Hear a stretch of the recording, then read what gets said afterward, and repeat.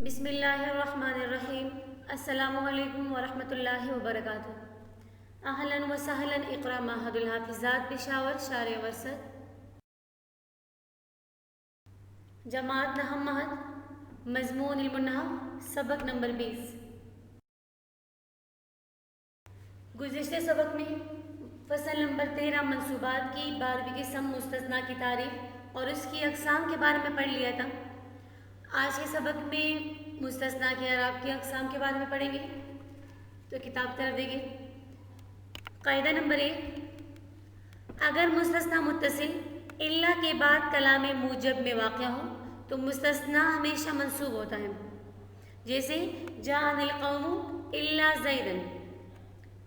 اس مثال میں جاء القوم الا زیدن میں زیدن مستثنیٰ متصل ہے۔ ہمارے پاس مستثنیٰ متصل کی تعریف پڑھ لی تھی کہ جو الا سے پہلے یعنی حرف استثناء سے پہلے مستثنیٰ منہ میں داخل ہو، پھر حرف استثناء لا کر اسے مستثنیٰ منہ کے حکم سے خارج کر دیا جائے، تو یہ زیدن ہمارے پاس مستثنیٰ متصل ہے، الا کے بعد واقع ہے اور کلام موجب ہے۔ کلام موجب وہ کلام جس میں نفی نہیں استفہام موجود نہ ہو، تو اس میں نفی نہیں استفہام موجود نہیں، یہ ہمارے پاس کلام موجب میں مستثنیٰ متصل الا کے بعد واقع ہے، تو جہاں پر بھی اس طرح ہے تو یہ ہمارے پاس منصوب ہی آئے گا، جیسے جاء القوم الا زیدن۔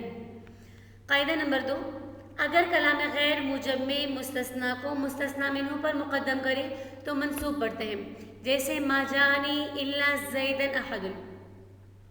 اب اس مثال میں کلام غیر موجب ہے کیونکہ نفی موجود ہے، ما حرف نفی، اور مستثنیٰ کو مستثنیٰ منہ پر مقدم کیا گیا ہے۔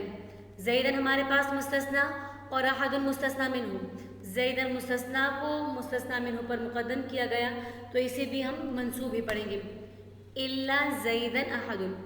قاعدہ نمبر 3، مستثنیٰ منقطع ہمیشہ منصوب ہوگا، جیسے سجد الملائکۃ الا ابلیس، کہ سجدہ کیا فرشتوں نے سوائے ابلیس کے، تو مستثنیٰ منقطع وہ جو حرف استثناء سے پہلے بھی مستثنیٰ منہ کے حکم میں داخل نہ ہو اور نہ حرف استثناء لا کر ما قبل کے حکم میں شامل ہو، تو مستثنیٰ منقطع ابلیس واقع ہے تو یہ بھی منصوب آئے گا۔ قاعدہ نمبر 4، بعد خلا اور ادا کے مستثنیٰ اکثر علماء کے نزدیک منصوب ہوگا، جیسے جاء القوم خلا زیدن، جاء القوم خلا زیدن آئے میرے پاس قوم سوائے زید کے، تو خلا کے بعد مستثنیٰ منصوب ہو اکثر علماء کے نزدیک۔ اکثر کہہ کر اس بات طرف اشارہ کیا کہ بعض علماء کے نزدیک خلا کے بعد جو لفظ آئے گا یعنی مستثنیٰ تو وہ حرف جر داخل ہونے کی وجہ سے، کیونکہ خلا ہمارے پاس حرف جر ہے، اس کی وجہ سے اس کو مجرور بھی پڑھ سکتے ہیں، خلا زیدن۔ قاعدہ نمبر 5، ما ادا کے بعد مستثنیٰ ہمیشہ منصوب ہوتا ہے، جیسے جاء القوم ما ادا زیدن، یہاں پر ما ادا ہے تو ما ادا کے بعد ہمیشہ مستثنیٰ منصوب آئے گا، کیا ہے میرے پاس قوم سوائے زید کے۔ قاعدہ نمبر 6، جو مستثنیٰ بعد الا کے کلام غیر موجب میں واقع ہو اور اس کا مستثنیٰ منہ بھی مذکور ہو تو اس میں پھر 2 صورتیں جائز ہیں۔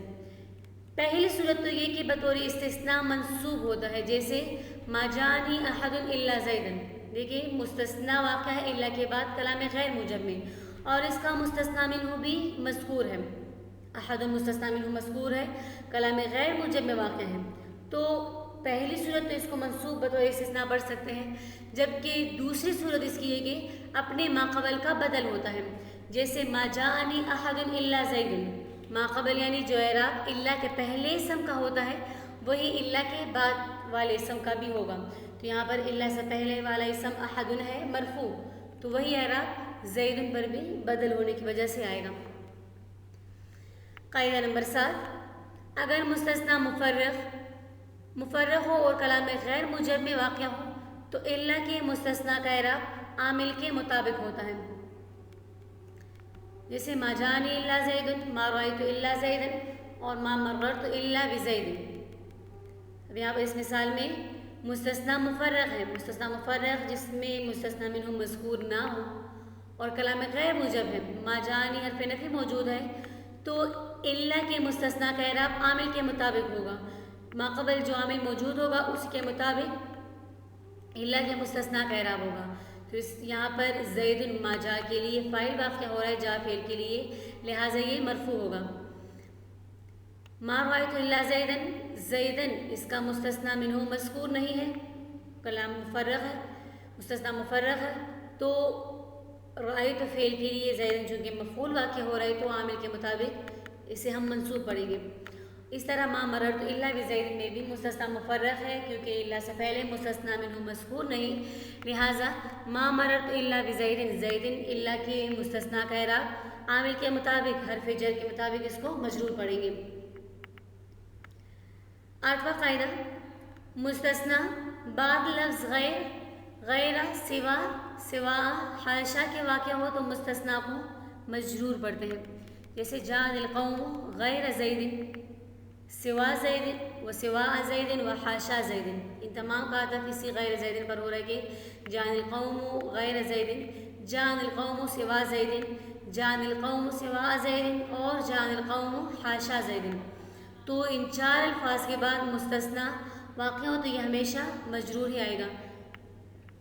غیر کے بعد بھی زید مجرور، سوا کے بعد بھی زید مجرور، سوا کے بعد بھی اور حاشا کے بعد بھی مجرور ہوگا.